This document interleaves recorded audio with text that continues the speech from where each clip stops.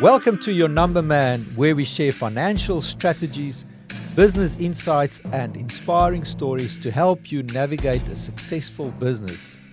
I am your host, Johan, and my goal is to help you achieve a bigger life in business. I am very pleased to say that we have two very passionate people here with me in our Gawler studio today. They are Vanessa and Jason Smythe, and their purpose, and I'm probably a little bit cheeky when I say that, is they want to make Australia healthy again. They run a business called SA Organics, but we all know them better as Organic Box. And Organic Box is a convenient home delivery service supplying South Australia with Australian certified produce right to your doorstep. Vanessa founded Organic Box in November 2009, and in 2015 she and Jason bought a farm and moved into primary production as well. Vanessa and Jason are just not partners in business, but also in life, or in love for that matter. So Vanessa and Jace, welcome to Your Number Man. Thank you. Thank you. Thank you. We're going to have a great discussion today, and we're all going to come out here. Just want to be healthy with great organic foods. Isn't that right? Oh, definitely. Yeah. So, Vanessa, can you give our listeners a quick rundown how you came to start Organic Box back in 2009? Yeah. So I had a little bit of a health journey, which really got me into organics. I was 25 and my ex-husband and I started to try and have children. And as the years went by, all our friends were having children and we were still not having any luck. I had a number of miscarriages. So I probably got to 30 when we thought, okay, we might need to actually look into this and see what's going on. So we went down the medical path and we were diagnosed with undefined infertility. Oh. So that really gave us no answers. So that was when I went on a bit of a journey and I went to see a fertility naturopath. And she sort of said, we're going to look at what you're putting in your body, what you're putting on your body. And then I sort of went on a research path. So I read a book by Francesca Naish. It's called Natural Fertility. And that really blew my brain. I just learnt that what I was eating had a direct impact on my health. Bullshit in, bullshit out, eh? Yes. Yeah. Up until that time, I used to work in a donut shop when I was younger. Yeah. So I was eating donuts at the end of the week and Coke and partying like everyone does. You do the food that's out there. So, I just changed my entire diet, threw everything in the house out that was chemicals, all my skincare, body care, cleaning products, and went completely certified organic and natural. Yeah. Then I ended up having my son when I was 35. Okay. And my daughter when I was 39. So that sort of set me on the path. All through natural ingredients. That's your belief, is through the way that you change your body and what you put into your body. Yeah, exactly. Amazing. Yeah, so it was a massive journey. Yeah. And I think that sort of set me on a path to wanting to help other people. I'd been working for Telstra for 20 years and I had a really great career, but it wasn't my passion. I actually quit my job and started Organic Box the next week. Because you were so passionate about it. Yes. Wow, amazing. Jason, you also had quite a similar thing, also something to do with health. You eventually got into the business, and that was around about 2013-14, because I believe your dad was a conventional farmer, but then unfortunately was diagnosed with cancer. Yeah, that's correct. Like when I was younger, Dad had a bit of a go at primary production. Yeah. He was, I guess, another one of the smaller farmers that tried this and couldn't make any money and tried that and kept trying to diversify the farm to try and find a income source that could work, support the family. He ended up stopping primary production in the end and just going back to employment, just back to the workforce. And then later in life, he was diagnosed with cancer. And that's how I met Vanessa and sort of Vanessa's journey. Yeah. He was in the medical system and really felt that in some ways he just became a bit of a barcode on the top of a folder. And perhaps there wasn't the support. And there's probably a lot of other people that experience that as well when they sort of get that sort of diagnosis and the families dealing with the shock and the grief. So I started doing a bit of my own research and looked at perhaps some of the other natural remedies. And again, what Vanessa was relating to, what you're putting in your body and flooding the body with nutrient-dense food and clean eating. And met Vanessa, through, I guess, a few of the juicing options and diets. I think Vanessa was doing a little bit in supplying produce to the Cancer Care Centre, just as a voluntary thing for some of their juicing protocols as well, just to help some of the patients. So I ended up getting Dad down that path, and that's how we met. That's amazing. Actually, as a matter of fact, I always wanted to be a farmer myself. And I did actually start this bit of a veggie patch in the back of my shack.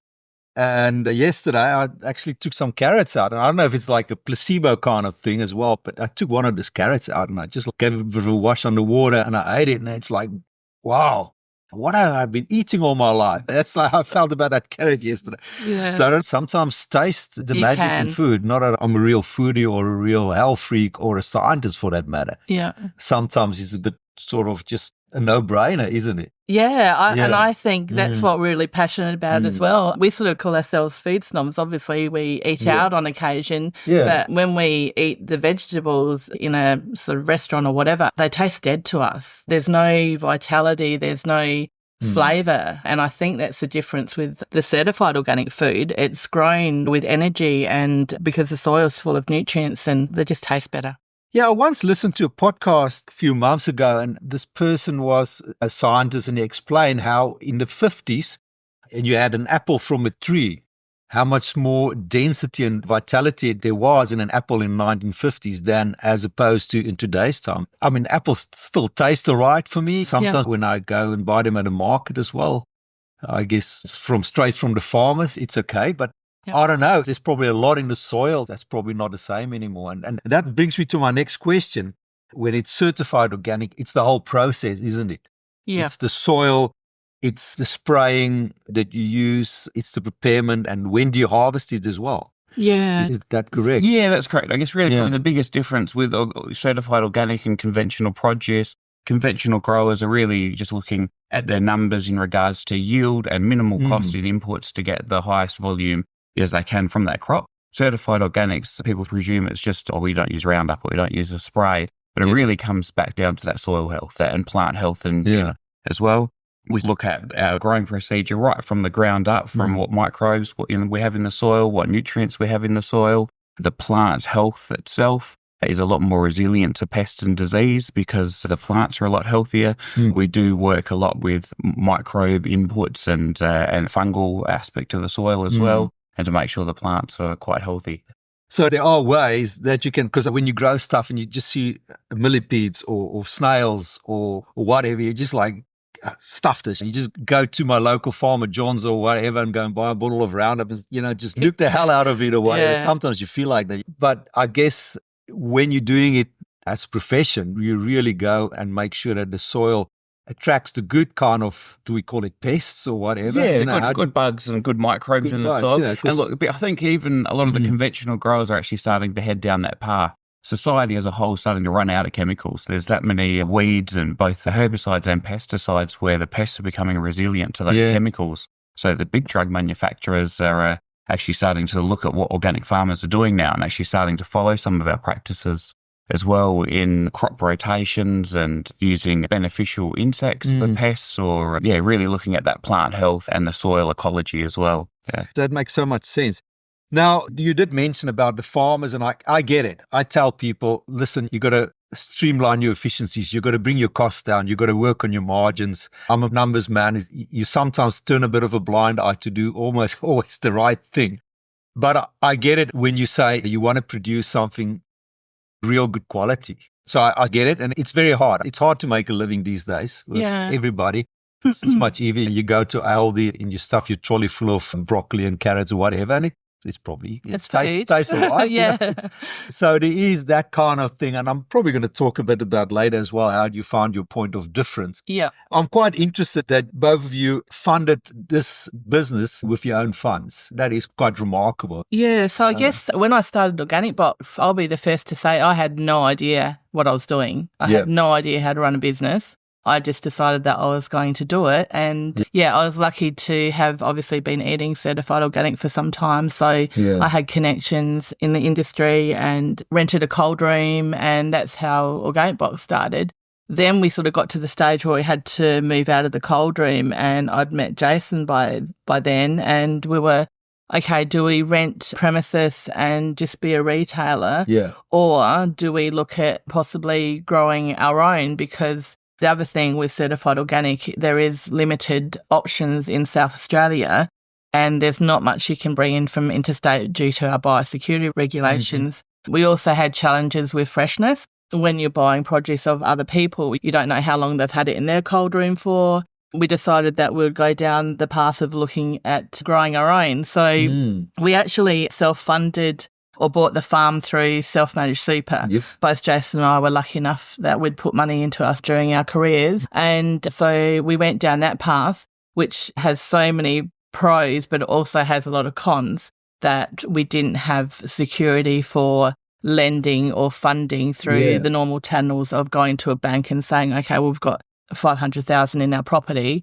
Can we borrow against it? So everything's been very slow. So this is it. This is your life savings almost. Yes. Not to speak too much out of school. Yeah. So I think it was. And we both actually had marriage breakdowns beforehand. Not with each other. No, that's no, and a couple of messy divorces thrown in there. Yeah. So I guess when we both met, we were really both starting afresh. We had the shirts on our back and a few personal belongings, and both lucky enough to have a bit in super. And we thought, if there's a way we can build this business right from the start and then build it from the ground up, we'll give it a go, and we did. Yeah, and I think a lot of farmers, they're generational. We bought the farm and it wasn't set up. Where is the farm? In Cadell? No, Gumaraka. That's Gumaraka farm. Yeah.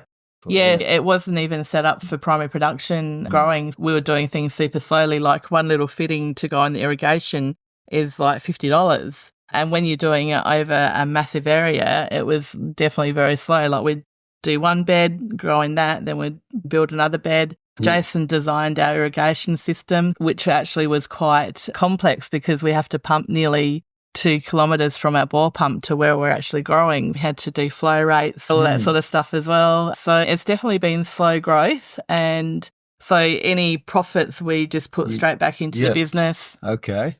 And you do have a system. I know you don't have a business background, but you've learned over time to stay on top of your numbers. Look at your margins, look at your budgets, look at your break even. I'll be the first to say that I had no idea about that. Yeah. And I think that's the thing. I was just led by passion and determination. So I guess really early on, I wasn't following my numbers. So it wasn't really until we started diversifying. So we had the retail outlet and then we had the primary production, and with the stage, okay, well, we really need to see where the money's going in our primary production. Obviously, as you grow, you're employing staff, so you've got all those other expenses like work cover and super and all that sort of stuff. And I think we sort of had support along the way by a few different mentors. But we recently began working with a business coach, Christian Lavasi. He was probably one of the first people to actually sit down with us and go through our numbers quite intensely. So coaching, understanding the business process, how it all interacts with your marketing, your operations, your finances, your strategy, your passion. And your purpose. Exactly, I think probably early on some of that support, there was a few other sort of support networks that we had, a few little government organisations. We'd never looked at budget forecasting before. We had no idea how you could invent numbers for the future. I still struggle with that. And we were at a fairly big growth stage of the business. We'd really just gone from being just a retailer to starting primary production. And then primary production then led us into becoming a wholesaler. We were setting up some food co-ops. We started supplying supermarkets. We put more staff on, and all of a sudden there's all these arms of the business that we had to try and have systems or processes to at least control individually or have some management strategy of the different arms of the business as they grew from nothing, because we didn't have them at the start. Yeah, and I guess early on, another shout out is to Wendy Perry and Scott Perry from Switch Start Scale. So they were a government funded business support group, and they were probably the first people that we spoke to after we went through a really horrible 4 years of family court. So we were pretty much nearly bankrupt at that stage. So it was very challenging. We were like, okay, do we keep fighting or do we just give up and go back to working for people? And we're both like, no, we can't do that. The thing is, I'm saying as well, you've done this for a few years. I myself, I'm unemployable. You get to that stage. You feel like you've done it too much. So it's like, what I'm going to do, this is it. You're going to make it work. You do. You know a lot and you can do a lot, but you got to keep on pushing. And I think that's probably where they helped as well, stepping in, having those outside mentors A lot of it wasn't even financial advice. It was just that emotional support. Having somebody that you went to, you showed them your business plan or where you wanted to take the business to. And we actually had someone believe in our dreams and believe in our goals. Yeah. And they had that emotional support with a little bit of guidance as well. That's right. Yeah, you can get a best numbers person for that matter or the marketing. But I always say you've got to almost fall in love with your customer. We love our customers. That's right. And that's what you said as well, because you understand their passion, you know, what they want. And I think it's so important. You know, you go to a restaurant and you can see the chef and the waiter just go out of their way to make it this great experience. And you don't mind them paying $60 for a decent sized steak. Because you get that experience. And that's probably your point of difference as well. It's the experience, it's the health benefits. It's just the whole package, isn't it? Yeah, exactly. And probably something that I didn't say earlier on is because with the distinction between us being certified organic, there's a lot of people out there that will say they grow organically and there's nothing to back that up. There's no guarantee. So with our certified organic primary production, like we're testing our water, we're testing our soil, we're managing our inputs, and that's all traceable. People can actually come back to us and say, what have you applied to your product? Whereas if you go to someone that says, oh, we just grow organically, they've got nothing. And there's no proof to actually say that they are doing it. And I think with us, especially coming from having health issues, someone that says, oh, we're growing organically, and when no one's looking, they're applying Roundup, and then someone that's eating organic for cancer or juicing or whatever, and they're believing that they're spending good money on a product that's actually grown to the standard and it's not, that's where we're really fighting for legislation to be brought in. I think without that certification, there's no third-party validation. And we've got somebody outside our business that comes in, we get audited once a year. They would send our water off for a test. They send our soil off. They look at all of our inputs, making sure that we're adhering to a national standard. And with that side of it, we get an accreditation. We're a certified operator. And I think the other parties are perhaps creating a little bit of market misleading information just to create a product with a higher margin that's not necessarily really true to its name. That's been a bit of a challenge in the industry lately. Yeah, because everything is legal in marketing almost. That's like poetic justice that you go into the supermarket and you're looking for a healthy kind of breakfast cereal and they got a green leaf on it and they say natural ingredients. Wow, yeah, I'm going to grab that. I'm going to impress my girlfriend. I'm going to say, look, I'm eating healthy breakfast now. Yeah, and you look at the ingredients and then you go in the back and I've got to put my glasses on in the shop and you read the stuff and you say, oh, gee, this stuff is nuked to the... Exactly. Yeah. And I think that's it. We say now that the term organic and natural, they're just marketing terms. So if you don't... Everything is natural. Yeah, exactly. And everything's organic too. So we just say you have to look for that certification logo. A lot of people, there's a bit of misconception out there that certification is expensive because we'll go to a market and we'll say, are you certified? And they'll say, oh, no, because it's too expensive. Like our certification is only $1,500 a year, and a lot of the expense comes from employing people to hand weed.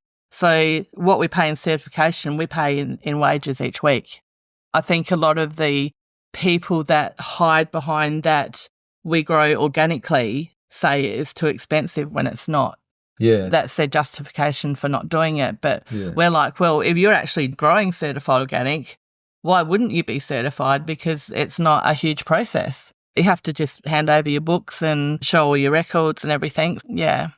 Yeah, that's a tough process because, like I said, I'm no scientist and I believe certified organic farming, it plays a vital role in keeping people healthier. I talked about sustainable food systems, emphasizing environmental health, soil fertility, and biodiversity. But there's massive challenges, scalability, yield. You can't just do what a lot of farmers do here on the Adelaide Plains. You just see rows and rows of broccoli. That's right. Yeah. You know, I guess with the Australian organic standard, obviously there's a lot of requirements in crop rotations. There's the requirements in what you're allowed to use as the inputs. But then I think comparing the conventional back to organic again, organic farmers are still probably getting a higher yield a lot of the time through a smaller area just because of that plant health and the nutrient-dense soil. We found as we implemented and learnt more of the organic standard and brought on more organic processes, our operational costs actually came down.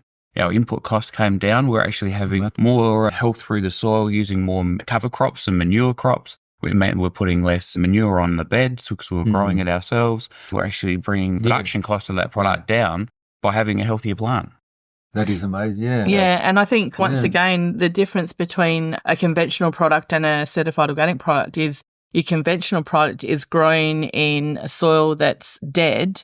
There's no microbe activity, so they force feed fertilizers, and that forces the plant to grow a taproot. There's no feeder roots to go out and search for the nutrients. So you're getting a plant that's not getting the full nutrients. Even though certified organic is a little bit more expensive, the money that you're paying for the nutritional impact is way higher. Someone can go out and they're eating conventional and they're not feeling full because their body's not getting fueled by those nutrients. If you're eating certified organic all the time, you don't have to eat as much. Yeah, probably it's right. True, because it's full of energy and nutrient. Your body's getting what it needs, so your body's happy. And that is probably why I would assume you're doing it for a long time now, but I would think it's hard for you to bring over your point of difference.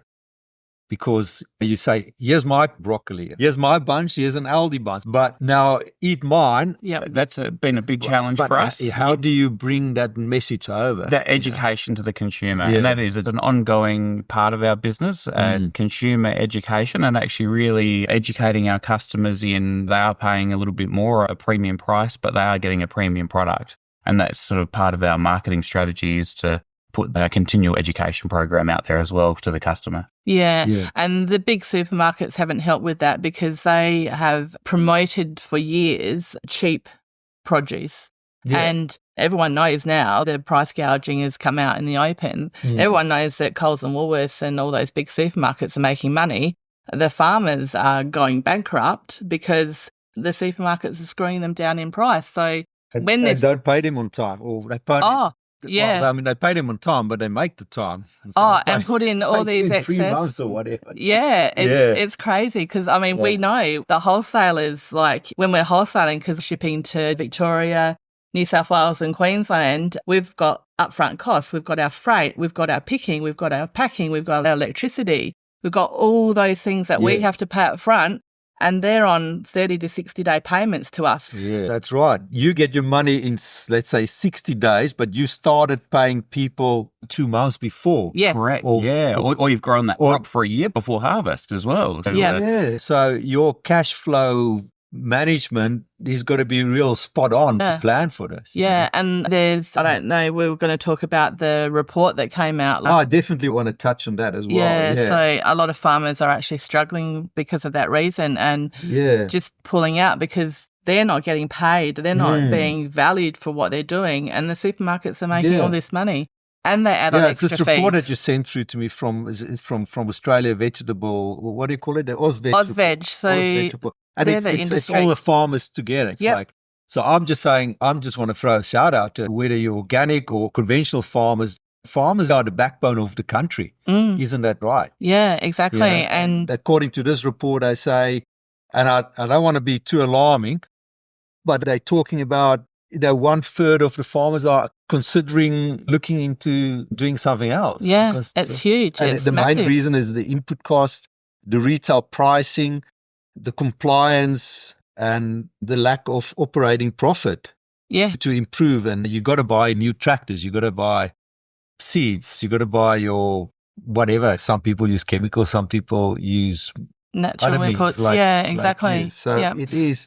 What are we going to do? We can't live without our farmers. No, and I've been saying this for a number of years, and we don't say it to scare people. We say you've got to support. I think we'll be coming into just being everything imported. And I think for me, you see what's happened when we've given up our manufacturing. Oh, yeah. That's where we're going with our farming. If our farmers are walking away, where's the food going to come from? And especially here in South Australia, a lot of the prime farming land is now under housing. you only have to look to see, like Mount Barker is becoming another small city. That's it's right. a small city, and Virginia and that's and great Chilwell. farm. It's in the hills. It rains. It's fertile land. Not anymore. It's hell. It used to be.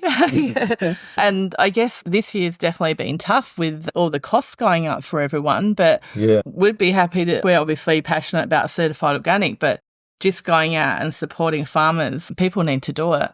Otherwise, we're going to be in big trouble. But I don't think people realise, and back to the numbers and finance, how tough it is for the farmers to do that forecasting because they're also so susceptible to the weather and the environment. You know, like this year it's been a low rainfall, so the grain and cereal guys have had a bad crop. You know, they might have another struggle next year and then a year after. And then usually I think, you know, most primary producers find that 1 in 4 years you have a fantastic year. You have great profits and put some money aside, but the other 3 of the 4 years, you're either breaking even or possibly even running your business at a loss. So you really need to have some of that carryover cash flow to get you through till you have that next bumpy year again. You guys are doing great work. And it's tough. I've got a few clients that's in the agricultural business. It's not that easy. No. And I think that's the thing. That not that I want to scare anybody off here, you know.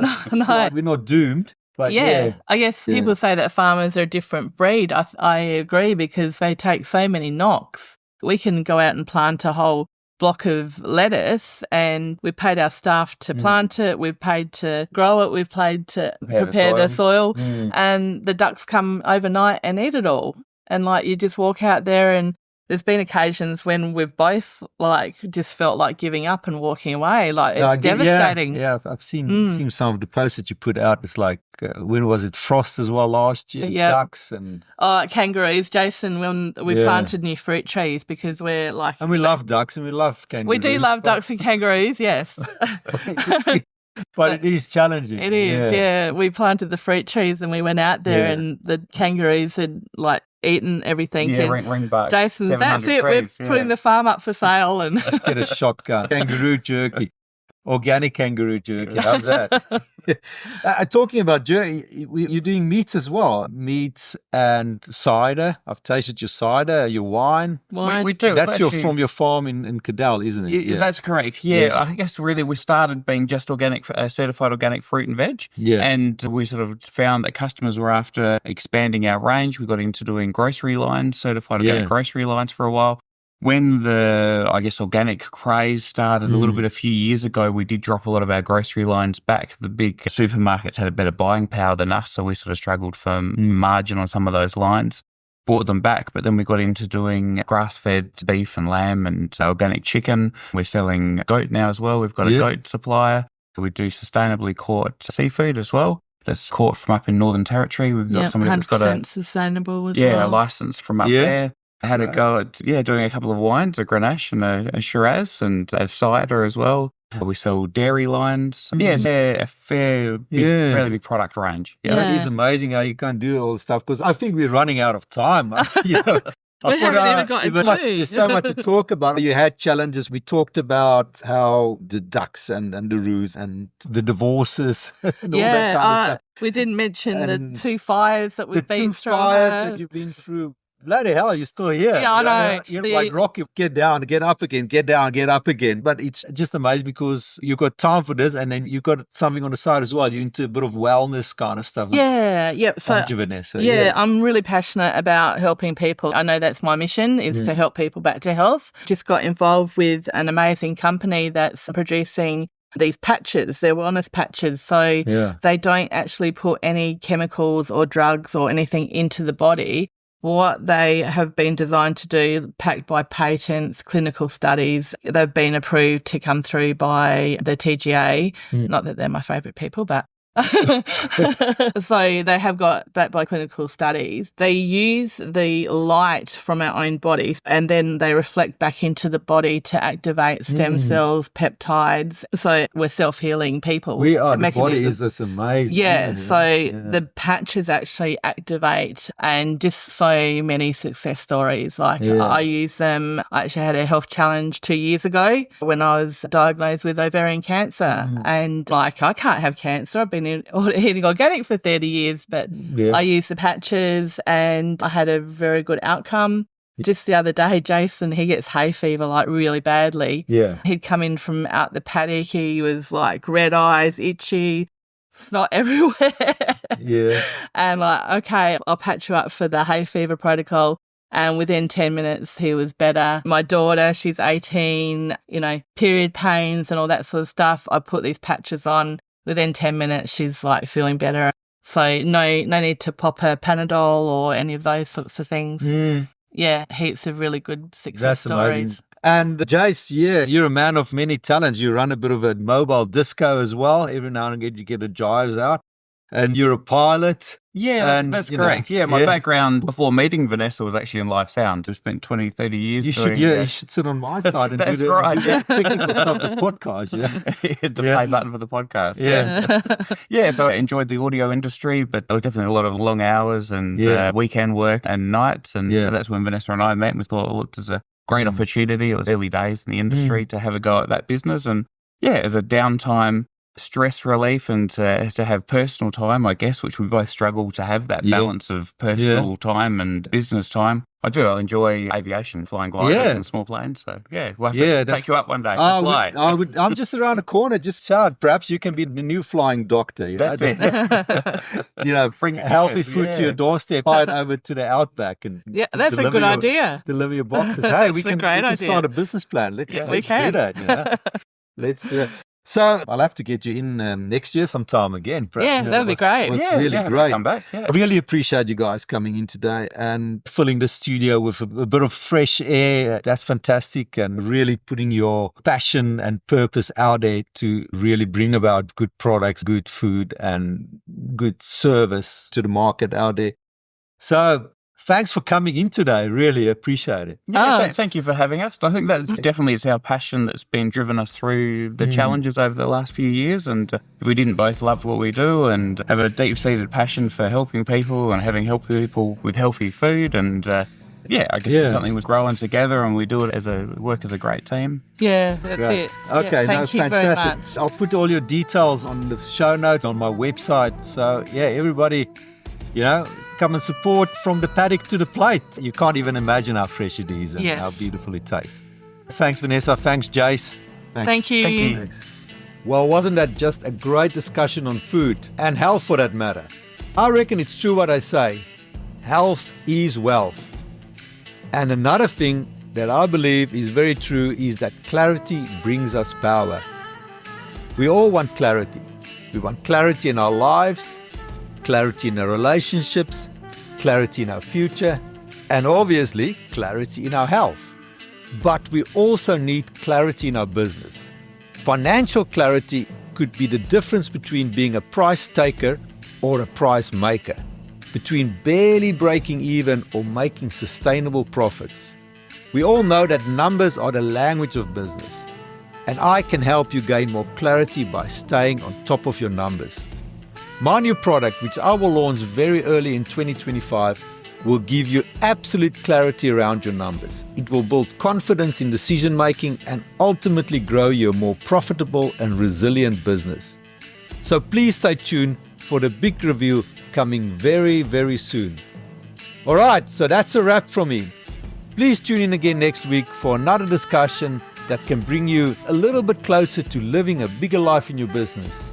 That is me, Johan, signing off as your number man. Ciao.